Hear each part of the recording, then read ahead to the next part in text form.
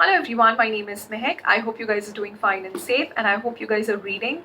Back with another interesting book. I mentioned earlier how I was looking forward to read more of Japanese reads and books from Korea, this year. And I'm glad I picked up my first book, which is inspired by the Japanese philosophy of tidying up. So it's called Joy at Work. It's by Marie Kondo and Scott Sonnenschein. That's how the book looks. It's a hardcover. So Mary is also the author of this really famous book called The Life-Changing Magic of Tidying. That book actually got really popular, and in fact both of them are a couple, and they travel world over globally, and they conduct a lot of workshops, and they talk about the benefits and importance of tidying, around in your workplace or in your personal life and in general. So yeah, they conduct a lot of workshops and seminars on the same. This book talks about the same. Actually, it's about basically organizing and tidying your professional life. Now I'll talk about the book. The book is basically distributed into various parts, so it just doesn't talk about tidying up the physical aspects of your workplace, but also the non-physical aspects.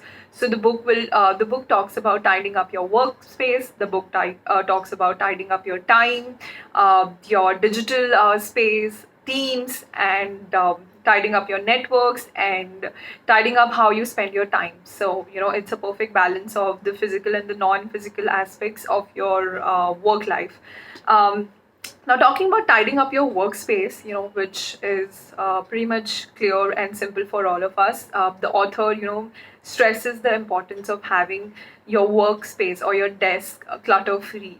Just do not pile up. The author, makes this point that if you have your desk piled up with too many things, the papers and the food items and napkins and unused pens and stuff like that, it takes your attention from the job at hand. So make sure that every time your desk is cluttered free.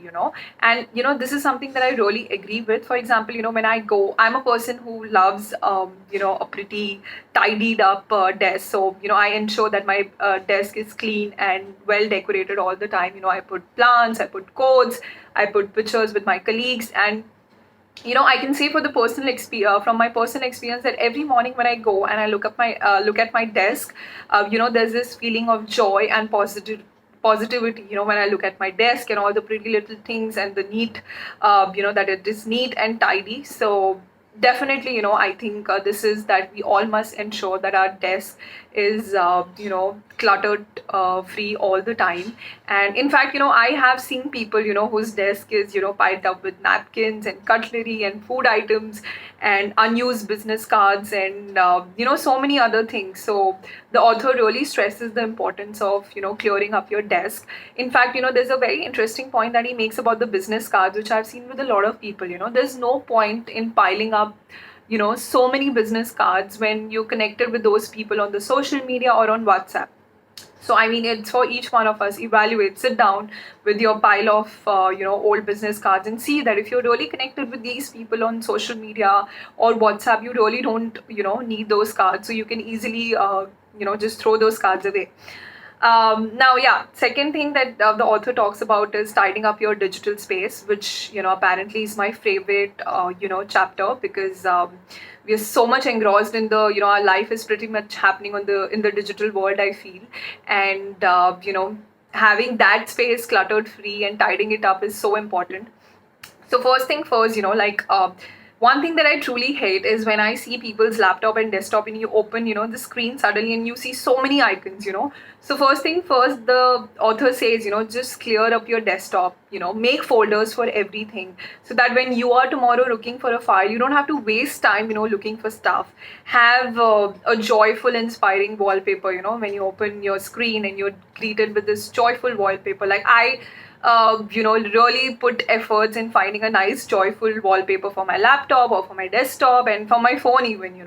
So just have your desktop which is cluttered free, and make folders for everything. Another thing in the digital space he talks about, he and she, both of them talks about, is clearing your inbox. That is so important. Like earlier I used to only take care of my professional inbox, just clearing out the mails that I need or I don't need. And But when it came to my personal inbox, there used to be a lot of mails coming, whether it's from e-commerce sites that I buy from, or some promotional mails, or anything, bank related mails. And I used to just read them and leave, just leave them like that. But, I've started deleting those mails, and having my inbox really updated and keeping things only that I need. Even for the professional work related mail, I evaluate that is this mail going to be useful in the future. If not, then I, delete that mail. So yeah, it's really important that you put in that effort and time and really sort out your digital space, which is so important for you, because you end up saving a lot of time when you have to find things. Next, in another interesting thing that he talks about is tidying up your time, is allocating your time in a way that you spend more time on things that spark joys. For example, if there's a meeting that's not going to churn out any important information, or if you feel it's going to be a waste of time, then, and if you feel that it's not going to result in any productivity, then you might want to miss that meeting. Similarly, if you have a task at work that you're really putting efforts into, but you feel that it is not worth taking, or it's not bringing the results, and you might want to go to your boss and just tell them that we're putting a lot of time and efforts in this, but don't think this task is worth keeping. Like, personally, I feel a lot of places have these things of newsletters, which I feel might not you need to evaluate that if you really put in your efforts in making that newsletter, then is your audience really reading? Or because the reading span of people have gone down these days, they don't want to scroll and appreciate the efforts that the opposite person has taken, so they might just be ignoring your mail. So you need to evaluate that and speak to your boss and let go of the tasks that are not needed. Yeah, that is about tidying up your time. Another interesting chapter is about tidying up your network, which is basically that we all should not be after building a large network on your social media or your LinkedIn, YouTube, or whatever channels we follow on YouTube. It's really important that our network sparks joy and inspires us, and it is not something, I mean, you shouldn't be after having a large network and concentrating on numbers, because it's really important that your digital space or your network, whether it's online or offline, really inspires you and sparks joy. I mean, it's not really a thing of pride saying that I have so many connections on LinkedIn or Facebook or Instagram and stuff. So it's important that you tidy up your social online and offline network as well. Yeah, so this is about a few of the chapters that the author talks about. He also the author has also mentioned a few other things that can spark joy besides these things, which is first thing first, showing respect to your workplace.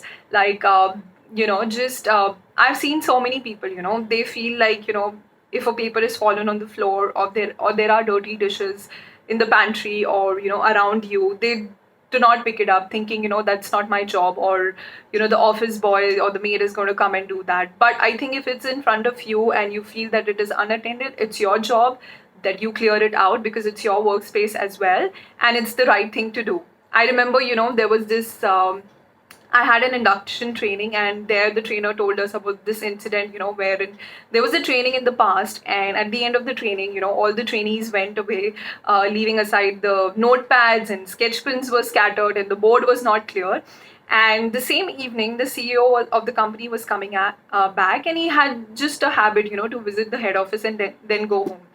And he visits in the night, the head office, and he looks at this conference room where the training was held, and he sees, all the mess. He actually took out time in the night and he cleared all the mess, and he sent this picture to the trainer, and the trainer was so ashamed, because he felt if the CEO can remove time and do that, obviously we guys can do too. So respect your workplace. Second thing, show gratitude towards your colleagues. Another thing that sparks joy at your workplace, because if your colleagues are coming for your meeting, or general, they're working for you and they're making your life easy, just express gratitude for your colleagues. That is so important. So yeah, that's what pretty much the book talks about.